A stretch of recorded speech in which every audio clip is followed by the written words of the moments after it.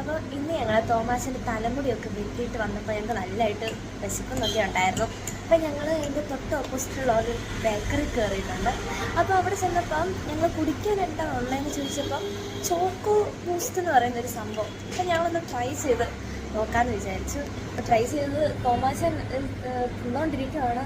അപ്പോൾ ഞാൻ ഒരെണ്ണം മേടിച്ചുള്ളായിരുന്നു. അപ്പോൾ ഇത് അടുത്തതും കൂടെ കൊണ്ടുവന്നിട്ടുണ്ട്. നല്ല ടേസ്റ്റ് എന്ന് വെച്ചാൽ നല്ല സൂപ്പർ ടേസ്റ്റാണ് ഗൈസ്. തോമാശൻ നല്ല തിന്നൊരെണ്ണം തീർത്തു. ഇനി അടുത്ത എൻ്റെ കൂടെ കൈയിടാൻ വരുവാണ്. നമുക്കിന്നെ തിന്ന് നോക്കാം ഗൈസ്.